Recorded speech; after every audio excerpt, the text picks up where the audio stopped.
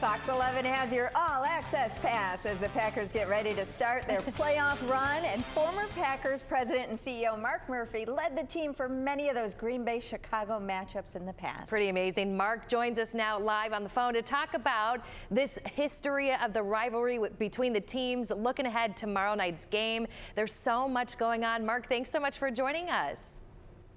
Oh, it's my pleasure. Yeah, this is an exciting time of year. Yeah. You know, this is only the third time that the Packers and the Bears have played each other in the playoffs.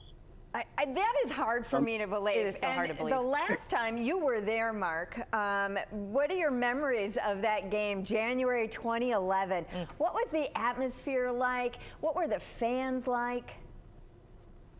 Oh, it was electric. It was great. Now, obviously, that was the NFC Championship game, so there's a lot at stake, Super Bowl berth, and it was a great defensive battle. You know, the player of the game was B.J. Raji. To the pass for a touchdown, a defensive lineman. It was a great, and the atmosphere was tremendous. And you know, the rivalry between the Bears and the Packers is the oldest in the league, and I also think the best in the league. It's, absolutely. Yeah, and you got to think about. Great when both.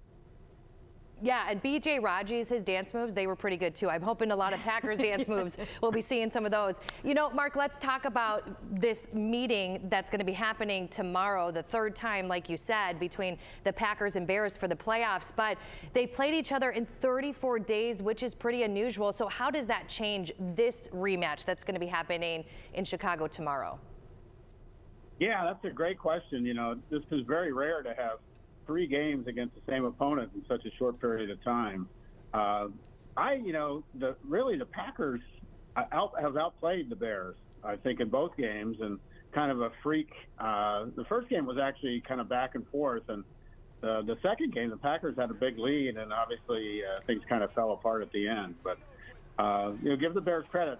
That's kind of been their MO all year, turnovers and comebacks at the end of the game. So hopefully the Packers can get out in front and run away with it.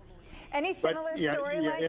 It's really, in terms of playing each other that often, you're always more familiar with your division opponents, but this really takes it to another level.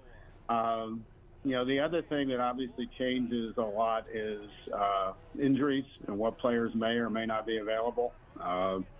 Obviously, Micah Parsons was a huge addition to the Packers this year, and not having him really puts more pressure, I think, on the coaches, especially Jeff Halfley, to scheme pressures onto Caleb Williams and some of our we've got a lot of talented players that we drafted high that hopefully can play well in the playoffs. Exactly. Will you be at the game, Mark? And do you have to buy your own ticket?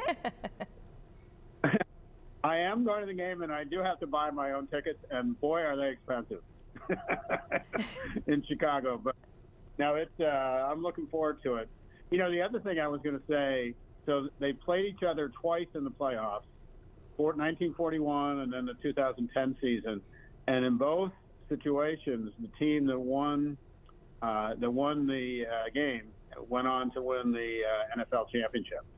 Of course, it wasn't the Super Bowl in 1941, but the Bears won the championship, and then we were the first 6 seed in 2010 to win a Super Bowl. But to answer your question, yeah, my oldest daughter Katie lives down in Chicago, and her son Richie is a huge football fan, so. We'll be at the game tomorrow. I'm really looking forward to it. Mark, we are so thankful for your time this morning. We appreciate you joining us ahead of that big matchup, giving us all your insight. You still have so much knowledge, even if you're retired. Yep. We appreciate you. Yep. Safe travels to Chicago. Enjoy the game, and go Pack, go. All right. Sounds good. Thanks. I appreciate it. Thanks, Mark. Have a good day. Yeah, you too.